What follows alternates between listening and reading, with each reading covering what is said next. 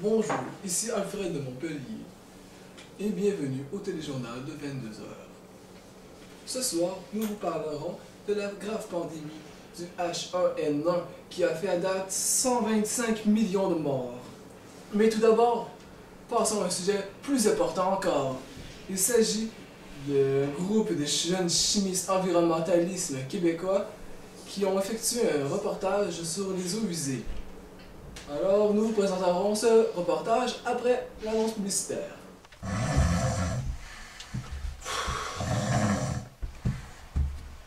Mon Dieu, les amis! Comme ça a l'air ennuyant votre montée en ascenseur!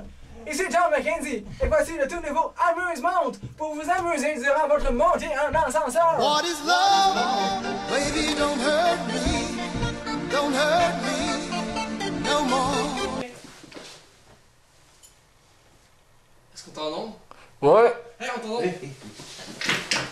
Bonjour, Nous sommes les Béchamps bouillonnants. je suis Feriel Louis.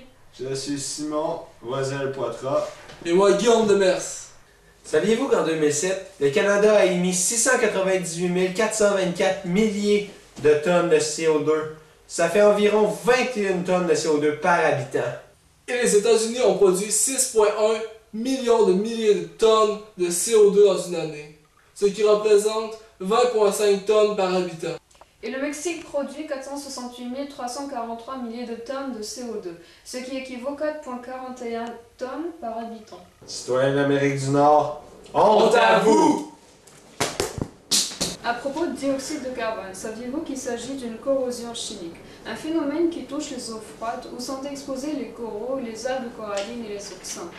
Cette corrosion chimique aurait pour conséquence la disparition de la population des mers froides qui, eux, fournissent une alimentation et un habitat essentiel à une chaîne d'organismes, ce qui implique de nombreux poissons faisant l'objet d'une importante pêche commerciale. La pollution affecte grandement les animaux marins, notamment les mollusques.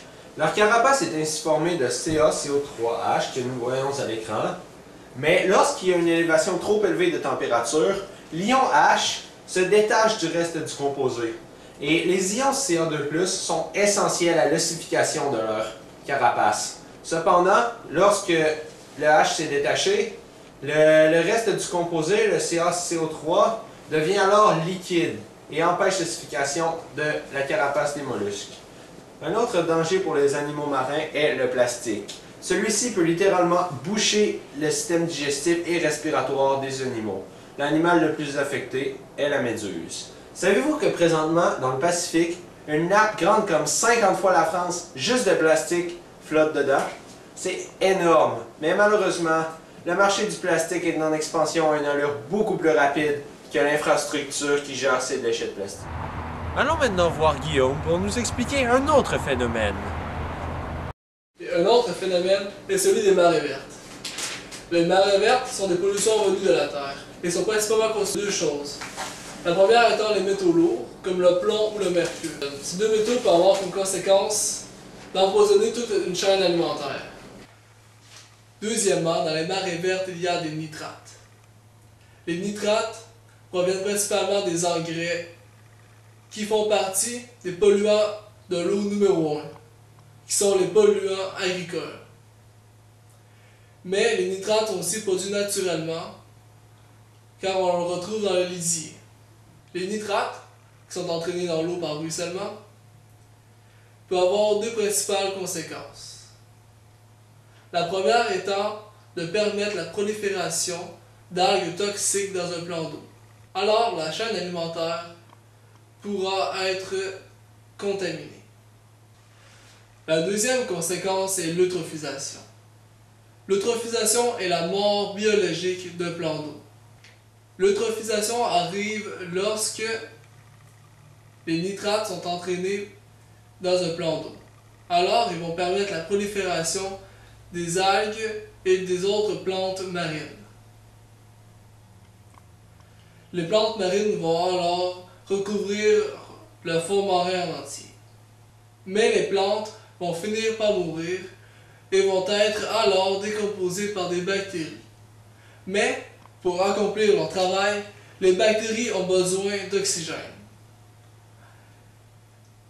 Alors elles vont épuiser en entier les stocks d'oxygène dans l'eau, ce qui va entraîner la mort des formes de vie qu'il y avait. Sûrement vous vous demandez où s'en vont tous ces polluants. Eh bien, plusieurs se retrouvent dans le bassin de l'océan Arctique.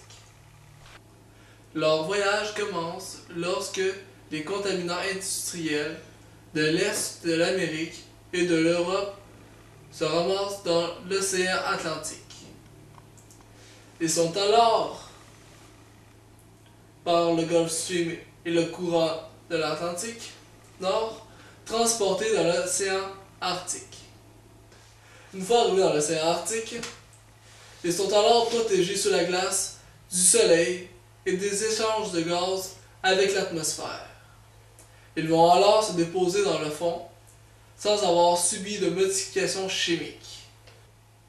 Finalement, les polluants se retrouvent dans les animaux. Nous avons d'ailleurs retrouvé des polluants chimiques dans le gras des animaux du nord du Canada et de la Scandinavie. La pollution de l'eau est principalement due aux répercussions de l'homme. Il y a eu des accidents, des naufrages tels que... Maintenant, j'espère que vous avez compris que la pollution des eaux est très néfaste.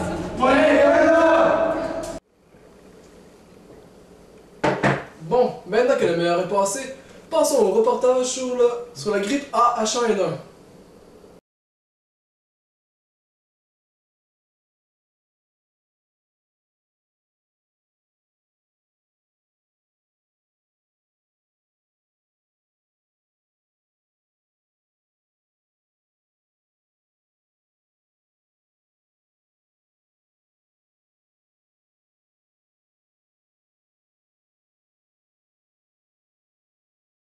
Et la pollution, c'est mal, vous voyez.